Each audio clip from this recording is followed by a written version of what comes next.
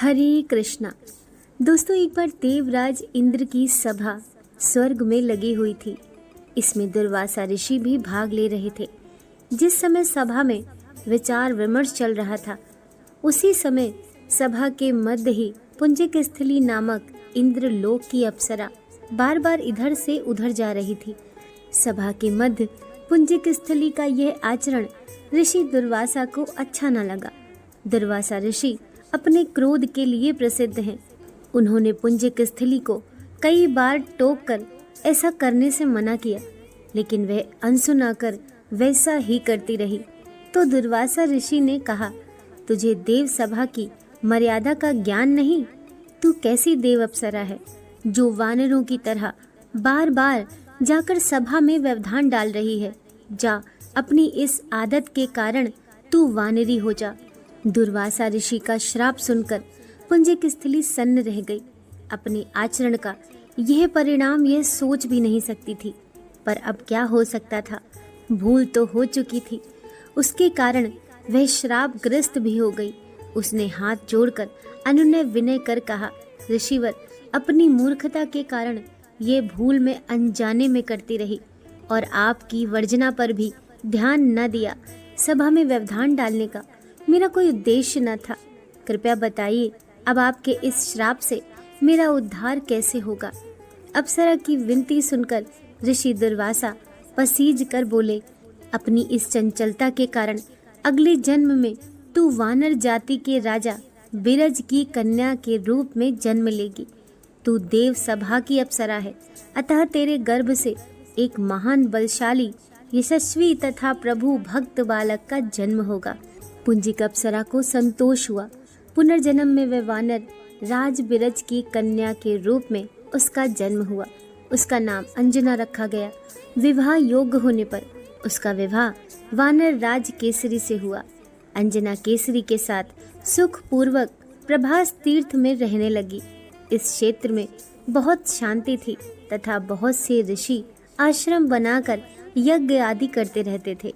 एक बार ऐसा हुआ कि वन में बिछड़ने वाला शंखबल नामक जंगली हाथी प्रमथ हो उठा तथा वन में उत्पात मचाने लगा।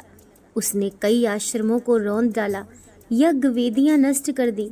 उसके भय से भागते हुए अनेक तपस्वी बालक आहत हो गए। कई आश्रम उजड़ गए। कई ऋषि भय के कारण आश्रम छोड़कर चले गए। केसरी को जब शंखबल नामक हाथी के इस उत्पात का पता लगा, तो वह आश्रम तथा आश्रम वासियों की रक्षा के लिए तत्काल वहां आए और शंखबल को बड़ी कुशलता से घेरकर उसके दोनों दांतों को पकड़कर उखाड़ दिया। पीड़ा से चिंघाड़ता हुआ वह हाथी वहीं धराशायी हो गया और मर गया। आश्रम की रक्षा के लिए उनके अचानक पहुंचने तथा हाथी को मारकर आश्रम वासियों की निर्भय कर देने वाले केसरी का ऐसा बल देखकर ऋषि मुनि बहुत प्रसन्न हुए और केसरी के पास आकर आशीर्वाद देते हुए कहा, वानर राज केसरी, जिस प्रकार तुमने आज हम सब की तथा आश्रम की रक्षा की, इसी प्रकार भविष्य में तुम्हारा होने वाला पुत्र पवन जैसे वेग वाला होगा तथा रुद्र जैसा महान बलशाली होगा। तुम्हारे बल तेज के साथ साथ उसमें पवन तथा रुद्र का तेज भी व्याप्त रहेगा। केसरी ने कहा, ऋषिवरों, मैं तो बिना किसी कामना के प्रमथ हाथी को, जो किसी प्रकार वश में नहीं आ रहा था, मारकर आपकी इस यज्ञ भूमि को निर्भय किया है। आपका दिया यह आशीर्वाद मुझे शिरोधार्य है। केसरी ऋषियों को प्रणाम कर चले गए।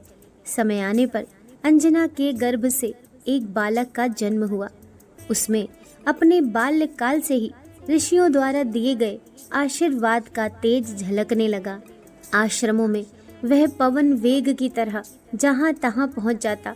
आश्रमों में विघ्न डालने वाले वन्य जीवों तथा दूसरे व्यक्तियों को अपने अपार बल से खदेड़ देता। अपने इस पराक्रम से वह मदमस्त हो जाता तथा अपने साथियों के साथ वह आश्रमों में क्रीड़ा करने लगता। उसको खेलने से कोई रोकता तो वह उसको भी तंग करने लगता। बालक तो था ही, उसके बाल कौतुक से जब ऋषियों को असुविधा होने लगी तथा उनकी पूजा पाठ और यज्ञ में व्यवधान आने लगा, तो उन्होंने उसके स्वभाव में शांति लाने के लिए आशीर्वाद जैसा श्राप दिया कि तुम अपने बल को हमेशा भूल जाया करोगे। जब कोई तुम्हें आवश्यकता होने पर तुम्हारे बल को याद दिलाएगा, तब फिर तुम में अपार बल जागृत हो जाएगा। इससे वह बालक शांत स्वभाव का हो गया। केसरी नंदन यह बालक आगे चलकर हनुमान नाम से प्रसिद्ध हुआ। सीता जी की खोज के लिए जब कोई समुद्र पार करने का साहस नहीं कर रहा था और हनुमान जी भी चुप बैठे थे, तो जामवंत ने हनुमान जी को उनके बल की याद दिलाई थी। तब उन्होंने समुद्र पार कर सीता की खोज की थी। दोस्तों, कहानी पसंद आई हो तो वीडियो को लाइक कीजिए, चैनल को सब्सक्राइब कीजिए। मिलते हैं अगली कहानी के साथ। जय श्री राम।